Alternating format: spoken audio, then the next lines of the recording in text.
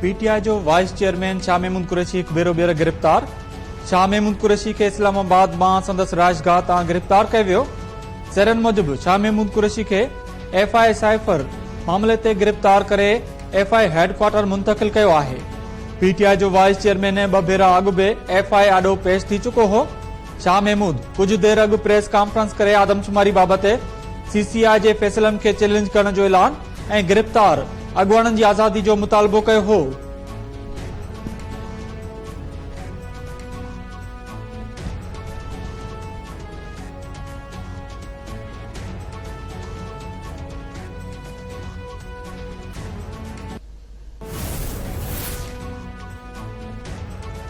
सिंध जी 10 रुकनी निगरान काबीना हलफ खणी वरितो।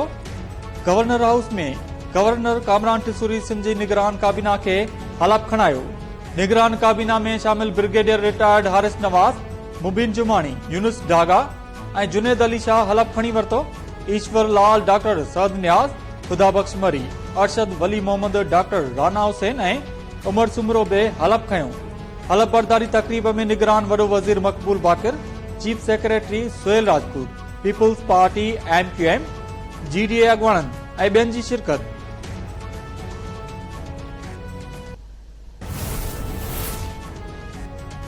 सिंध जे कहिड़े निगरान वज़ीर खे कहिड़ो खातो मिलंदो, तफ़सील साम्हूं अची विया।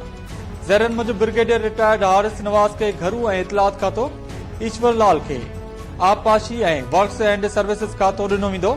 मुबीन जुमानी खे मकानी इदारनि ऐं पब्लिक हेल्थ खातो, यूनुस डागा खे सनत महिनत ऐं अफ़रादी कुवत वारो कलमदान मिलंदो।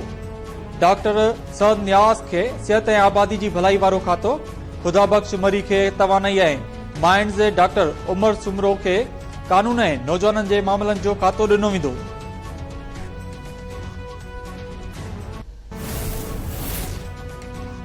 सिंध जो IG तब्दील, गुलाम नबी मेमून जी जाइ ते रफ़त मुख्तार। नओं IG सिंध मुक़रर, एस्टेब्लिशमेंट डिवीज़न 21 ग्रेड जे रफ़त मुख्तार जी IG सिंध तौर मुक़ररी जो नोटिफिकेशन जारी करे छॾियो। गुलाम नबी मेमून खे एस्टेब्लिशमेंट डिवीज़न रिपोर्ट करण जो हुकुम। KTN न्यूज़ हिकु ॾींहुं अॻु IG सिंध गुलाम नबी मेमून खे हटाइण ऐं संदसि जाइ ते रफ़त मुख्तार जी मुक़ररी जी ख़बर ॾेई छॾी हुई। गुलाम नबी मेमून गुज़िरियल ॾींहुं उमिरि जी सआदत माणण लाइ मोकल ते सऊदी अरब रवानो थियो हो।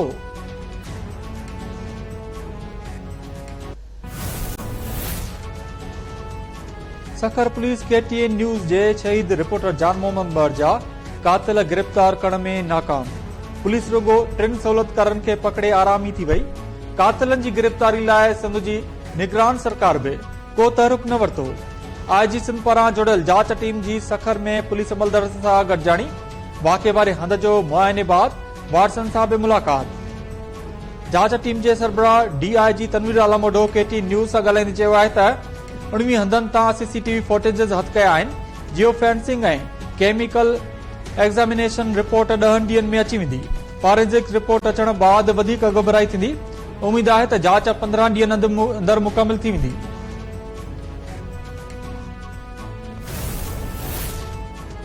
राणीपुर में पीरन जी हवेली अंदरि मुबैना तौर बेदर्दी सां क़त्ल थियल निंगरी फातिमा फरड़ो जी अदालती हुकुम ते क़बर कुशाई। ज़रनि मूजिबि निंगरी जे जिस्म ते तशदद जा निशान बि मिलिया। एडिशनल मजिस्ट्रेट 1 कडियारो जमील अहमद राजपर जी निगरानी में मेडिकल बोर्ड निंगरी जी क़बर कुशाई करे पोस्टमार्टम कयो। निंगरी जे जिस्म मां जुज़ा वठी लेबोरेटरी उमाणिया विया। ज़रनि मूजिबि पोस्टमार्टम दौरान बाड़ी जे जिस्म ते तशदद जा निशान ॾिठा विया। फातिमा जे पेट, बांह ऐं हथ वटे तशदद जा निशान हुआ। मेडिकल बोर्ड जे चेयरमैन डॉक्टर इकबाल मर चयो आहे त निंगरी फातिमा जे पोस्टमार्टम जी हतमी रिपोर्ट हफ़्ते अंदरि जारी थींदी, जंहिं बाद मौत जो असुल कारण मालूम थींदो।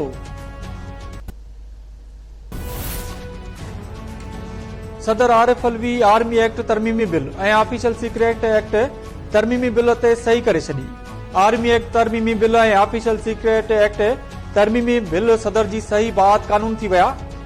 कानून तहत जेकॾहिं को शख्स जानी वाणी अमन अमान जो मसइलो पैदा कंदो, उन खिलाफ कार्रवाई थींदी, 3 साल कैद जी सज़ा मिलंदी।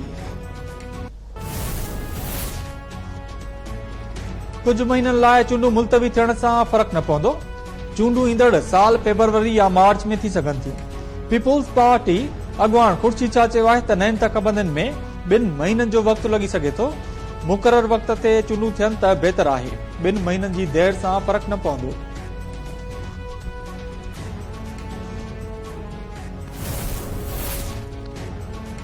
सुप्रीम कोर्ट जी नामज़द चीफ जस्टिस काज़ी फ़ाइज़ी साहब ऐं संदसि घरवारी जी जुड़ावल अहमद मुतासिरनि खां तफ़सील बि वरिता।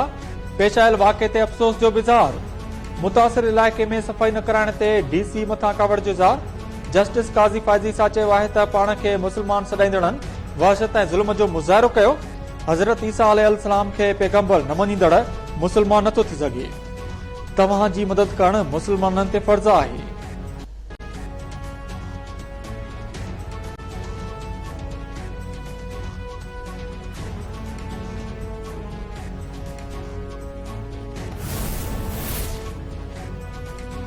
Islamabad high court PTI chairman जी सज़ा ख़िलाफ़ अपील ऐं आज़ादी जी दरख़्वास्त 22 अगस्त ते ॿुधणी लाइ मुक़रर करे छॾी। इस्लामाबाद हाई कोर्ट जो चीफ जस्टिस आमिर फारूक ऐं जस्टिस तारिक मेमून जहांगीरी दरख़्वास्तुनि जी ॿुधणी कंदा। काज़ लिस्ट जारी।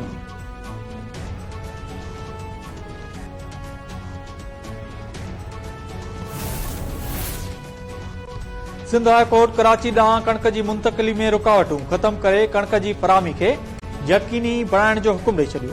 Chief justice Ahmed Ali Shaikh remarks में चयो आहे त कराची में बग़ैर कंहिं रंडक जे कणक अचणु घुर्जे। कणक कराची नथी पहुचे पर अफ़गानिस्तान पहुची वञे थी। कणक जी मुंतक़िली ते पाबंदी को आम मामिलो न पर संगीन नोयत जो मामिलो आहे। अदालत खुराक खाते जे अमलदारनि खे ईंदड़ ॿुधणी ते तलब करे वरितो।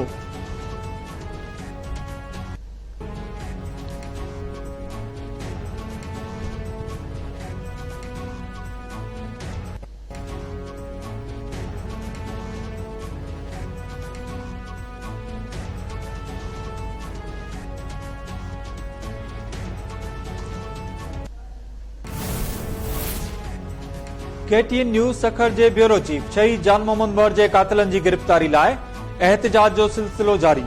कराची जे सचल ॻोठ में वकीलनि, सिविल सोसाइटी ऐं शहरनि जे एहतिजाज जो मुज़ाहिरो धरणो। क़त्ल केस जी अदालती जांच जो मुतालबो।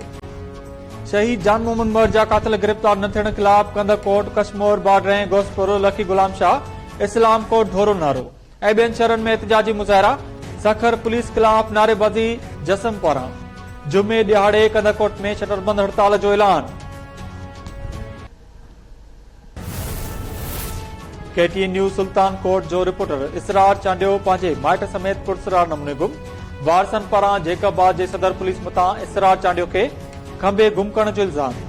सदस्य वारसनि जो चवणु आहे त इसरार चांडियो ऐं नूर मोहम्मद चांडियो गुज़िरियल राति खां घर न पहुता आहिनि। शक आहे त पुलिस कंहिं खंबे गुम कयो आहे।